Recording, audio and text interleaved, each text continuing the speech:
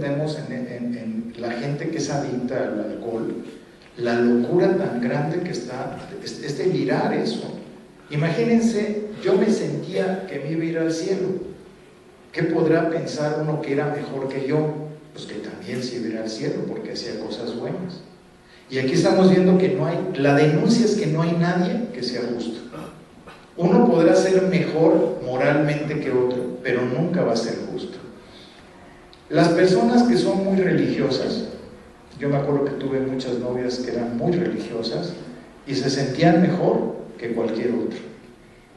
Recuerdo alguna novia que acompañaba iba a misa con ella porque el suegro a fuerza quería que fuéramos a misa, y el suegro nos llevaba a la iglesia, íbamos a la iglesia de San Cayetano en Lindavista, que vivía en Lindavista en ese tiempo, y después de que regresábamos a la casa del suegro, él se iba. ¿Y a dónde creen que se iba? Pero él era muy bueno. Se iba por la otra familia para llevarla a la misma iglesia. Tenía 2 familias y era muy bueno porque daba muy buenas limosnas. Y entonces el padrecito, que se llamaba Andrés, el padre Andrés, recibía a este hombre con su nueva familia para que le volviera a dar limosna. Entonces eso era muy agradable, era muy bueno este hombre. La esposa sabía también que este hombre tenía otra familia, pero era una buena católica. ¿Se dan cuenta cómo ese engaño está ahí metido? En cada uno de nosotros vivimos una vida de hipocresía antes de conocer a Cristo. Pero el problema es cuando seguimos viviendo de esa manera, ya conociendo al Señor.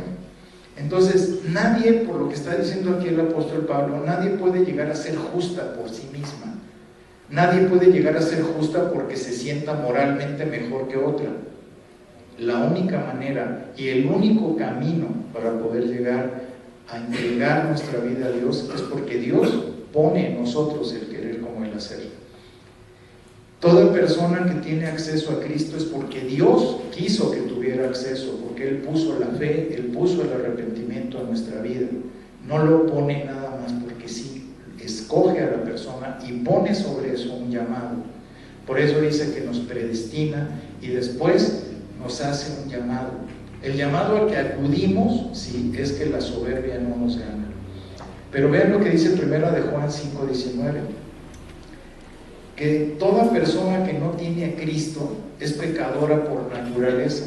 Ahí no hay vuelta de hoja, y que se encuentra bajo el dominio de Satanás. Toda persona que está viviendo bajo el dominio de Satanás está muerta en sus delitos y pecados.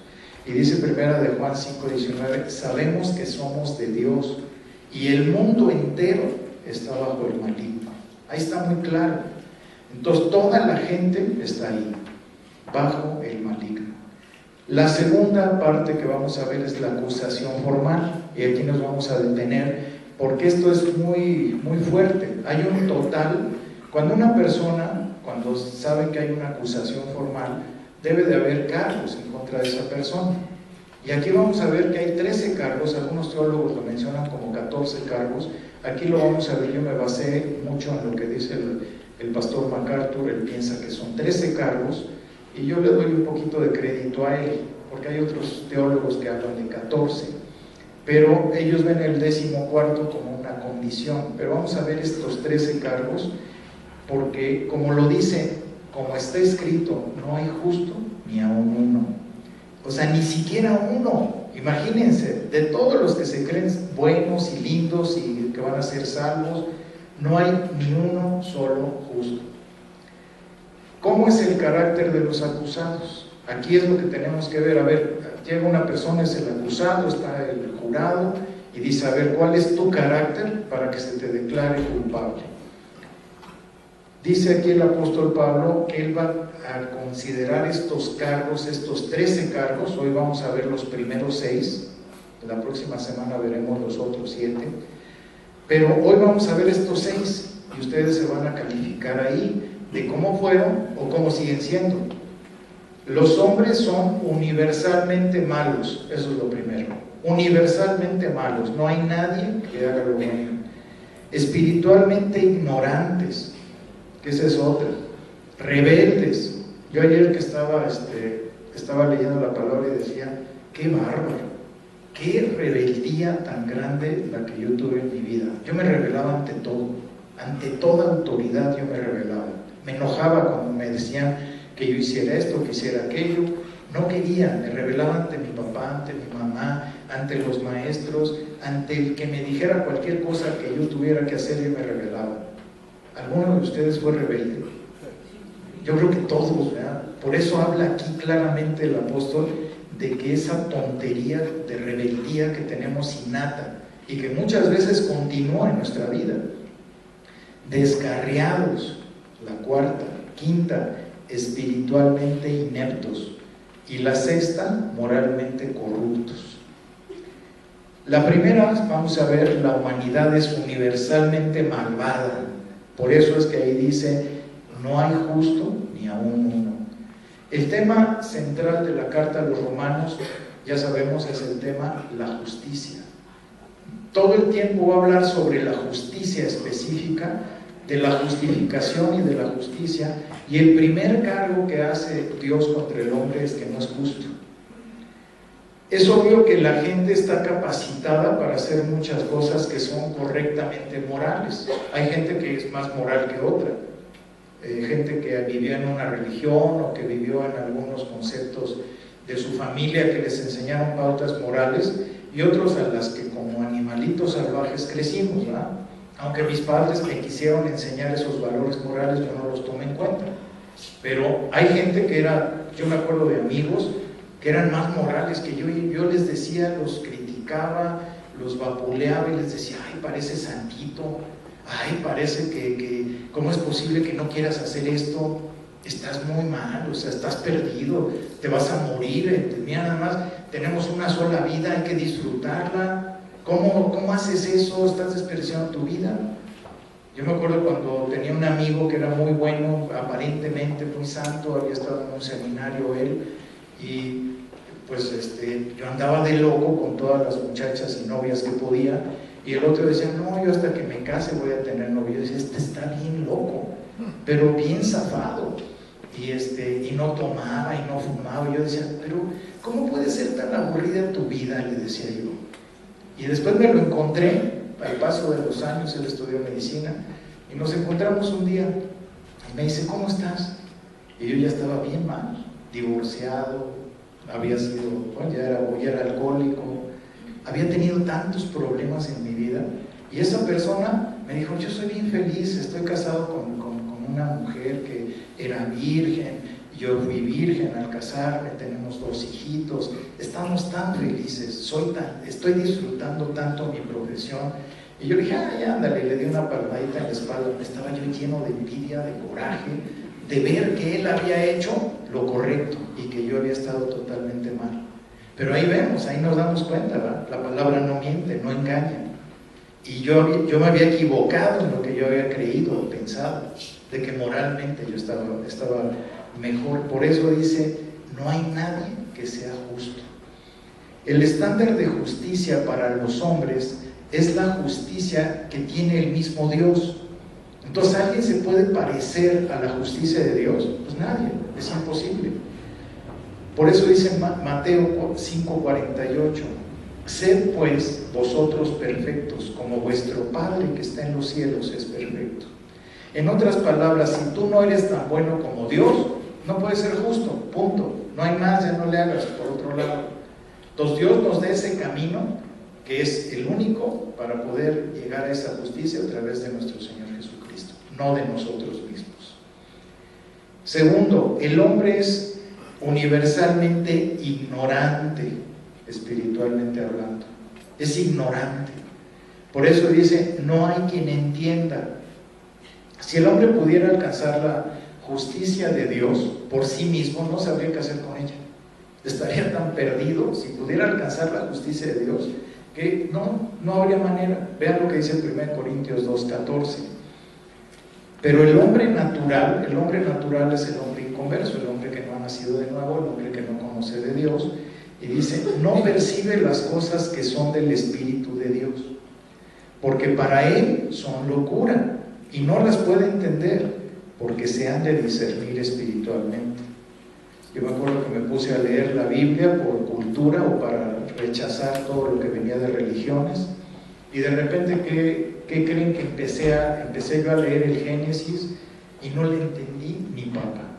Y me enojé, porque yo decía, ¿cómo no entiendo? Pues, o sea, si la gente ya leyó la Biblia y es el libro más leído en todo el tiempo de la humanidad, y pues, es el libro que más han hecho editoriales, ¿cómo es posible que yo no pueda entender esto? Y me puse a leer, me acuerdo 15 hojas tal vez, o 20 páginas, no me acuerdo cuántas, y no entendí ni papa. Y aquí lo dice, para ellos es locura. Y entonces, como me enojé, yo hablaba mal de la Biblia y decía, ¿cómo es posible que estos lean esta cosa donde Dios mata y que Dios dice eso no es Dios? Y yo empecé a enojarme por eso mismo. Pero aquí lo dice, para ellos es locura.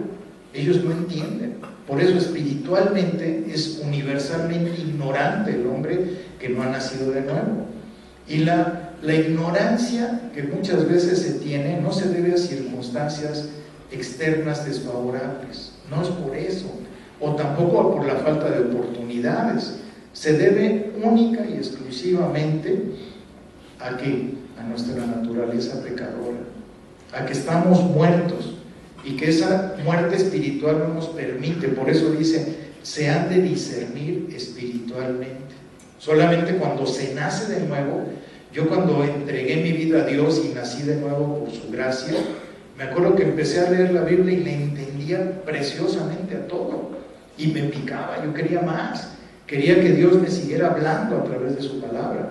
Pero ahí se ve claramente porque se discierne espiritualmente. Entonces, ¿cómo se caracterizan las personas no salvas? Vamos a ver Efesios 4:18. Ahí lo dice claramente también el apóstol Pablo. Teniendo el entendimiento entenebrecido, ajenos de la vida de Dios por la ignorancia que en ellos hay, por la dureza de su corazón. Ahí está muy claro, entenebrecido el entendimiento. Como les he dicho, una persona normalita tiene entre el 3 y el 6% de capacidad intelectual o mental. Una persona que no ha nacido de nuevo puede llegar a esos niveles, 3 o 6 máximo. Pero una persona que se ha metido en el alcohol o en las drogas puede llegar a tener -3 o -6. Ya está en retraso mental, como quien dice. ¿Por qué? Pues por lo mismo, porque se metió en cosas que no le correspondían. Entonces tiene el entendimiento entenebrecido.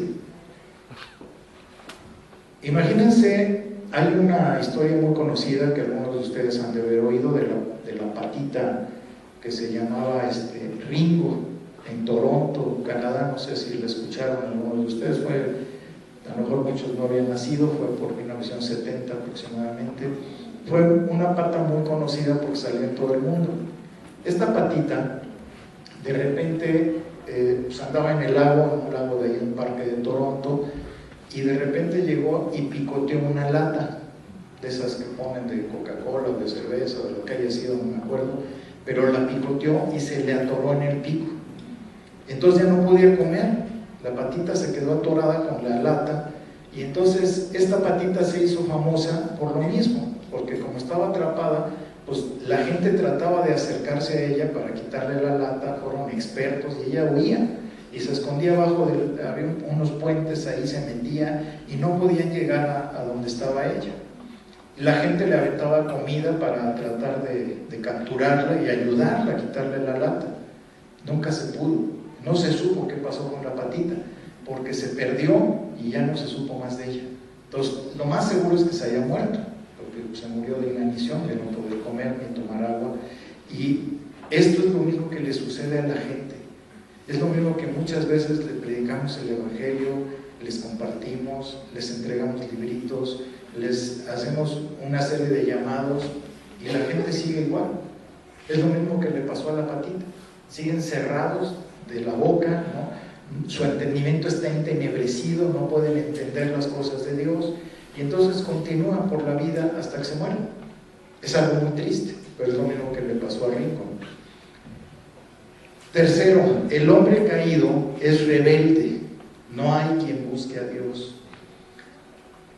Alguna vez podemos pensar, y todas las religiones que hay, pues están buscando a Dios, ¿no? ¿Cuánta gente? Hay religiones que están queriendo encontrar verdaderamente la verdad de Dios a través de esas religiones, pero son esfuerzos vanos. ¿Y saben qué es lo que provoca la religión? Una vaciedad. Es un pretexto para no buscar a Dios la religión, porque están buscando acomodar a través de la religión lo que ellos quieren pensar o lo que ellos quieren que la vida sea para ellos. Pero es una realidad falsa para poder escapar de Dios.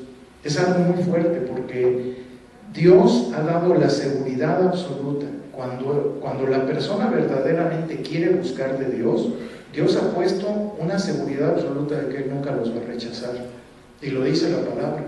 Vean lo que dice Jeremías 29:13: y me buscaréis y me hallaréis, porque me buscaréis de todo vuestro corazón. Pero ahí está la exclusividad: me buscaréis de todo vuestro corazón. Cuando no es de todo, quiere decir que no hay una búsqueda genuina. Jesús ofrece la oportunidad divina de que si todos los que le pidan con sinceridad lo van a recibir, pero tiene que haber una sinceridad. Ven lo que dice John MacArthur. Me gusta mucho esta frase de John MacArthur. Dice: las religiones fabricadas por el hombre son esfuerzos inspirados por los demonios para escapar de Dios, para no hallarle ni hablarle. Es algo durísimo. O sea, las mismas religiones son fabricadas por los demonios para que se escapen de Dios, para que no encuentren a Dios. ¿Por qué? Y ven cuántas religiones existen y realmente se están escapando de Dios. Todas las sectas, todas las religiones, incluso la misma cristiandad actualmente, con las iglesias que se han formado carismáticas, pentecostales, casi todas, ellos en su intento tienen un intento sincero de buscar a Dios, pero ¿qué está pasando con ellos? Se están saliendo, y son fundadas muchas veces por los demonios. Por eso hay falsos maestros, falsos apóstoles, falsos profetas, porque dentro de ellas se están evadiendo para no encontrar la verdad, y la gente se queda ahí atrapada, atorada, sin crecimiento, porque no es la palabra lo que se está predicando. Entonces, toda persona que viene a Jesucristo para obtener la salvación ha sido enviada por el mismo Dios que busca la iniciativa. El hombre no puede buscarla por sí misma, porque no hay nadie que busque a Dios. Todos están equivocados. Por eso dice Juan 6:37: todo lo que el Padre me da, fíjense, todo lo que el Padre me da. O sea, el Padre envía esa señal, ese llamado a las personas. Ahí está el plan de salvación que desde un principio lo pone Dios. Lo que el Padre me da, vendrá a mí, y al que a mí viene, no le echo fuera. Pero tenemos que ser llamados por Dios. Entonces, buscar a Dios verdaderamente es respetar, adorar su majestad, querer obedecer, alimentarnos con la verdad de su palabra. O sea, ahí es donde vemos si realmente hay un llamado y hay una verdad entregada a esa persona.